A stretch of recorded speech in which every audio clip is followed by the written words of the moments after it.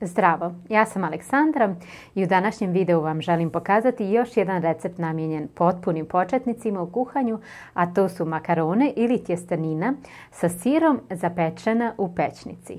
Ovdje već imam vodu koja ključa i tu vodu je potrebno posoliti prije nego da stavite tjesteninu. Posolite zavisno od vrste soli koju koristite. Tjesteninu koju možete koristiti je skoro sva. Nemojte koristiti špagete jer to bi bilo malo čudno. One imaju drugi oblik, ali bilo kakvu tjesteninu sa jajima ili bez jaja. Ja sam ovdje pripremila 400 grama tjestenine jer ću da pravim 4 porcije, to je za danas i za sutra, a vi možete da pravite recimo 100 grama po osobi ili 150 grama po osobi, ali pošto ćete ove makarone zapeći u pećnici, ne možete baš praviti 100 grama osim ako nemate jednu malu tepsicu. Sada stavite makarone da se kuhaju. I njih ne trebate posve skuhati, to jest ne trebate ih skuhati kao recimo da ćete ih sada jesti sa nekim sosom, jer će se one dodatno zapeći u pećnici i imat će ovako malo tekućine, tako da one će još onako dodatno da se, hajmo reći, raskuhaju. Dok se makarone kuhaju, vi napravite zaljev, to jest ono što ćete preliti preko makarona. Ovdje sam pripremila 200 grama slatke pavlake ili možete da koristite 200 grama kajmaka ili 300 grama. Nije bitno da budete nešto pretjerano precizni. Što više koristite, tu će vam biti naravno jelo kaloričnije, ali će biti i ukusnije. Pripremite 2 komada jaja i dodajte u ovu masu. Količina soli vam zavisi od vrste soli, isto tako zavisi od toga da li vam je ova pavlaka ili vrhnje slano i koliko vam je slan sir. U ovom slučaju ja ću koristiti feta sir i on je dosta slan, tako da pazite samo da ne pretjerate sa količinom soli. Makarone možete samo lagano promiješati da se one ne zalijepe za dno šerpice. I sada samo ova jaja onako malo umutite da dobijete ujednačenu masu. Sada ovdje dodajte mlijeka da dobijete onako dosta rijetku masu. Možda je potrebno da dodate oko 100 ml do 150 ml mlijeka. Može još malo.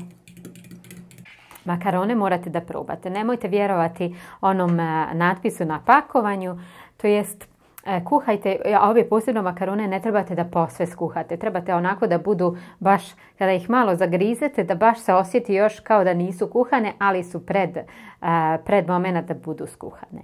Dok se tjestenina kuha, vi pripremite jednu tepsicu u kojoj ćete zapeći ovu tjesteninu. U šerpici pripremite samo malo ulja i prebacite pola ove tjestenine, ovako, prilike.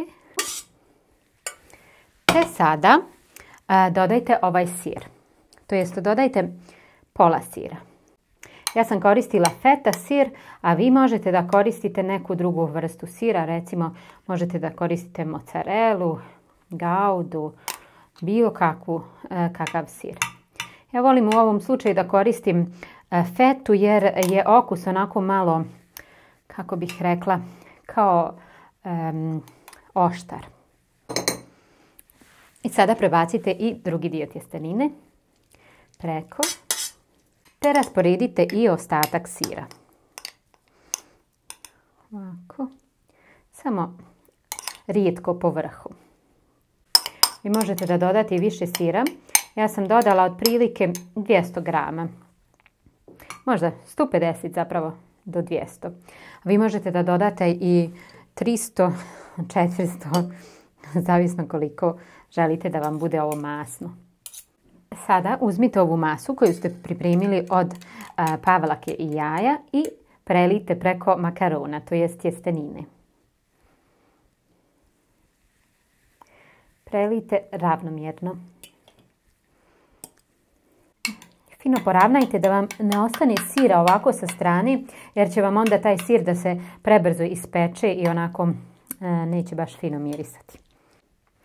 Sada ovo trebate da stavite u pećnicu da se fino zapeče na nekih 200 stepeni oko 10 do 15 minuta, sve zavisno od pećnice.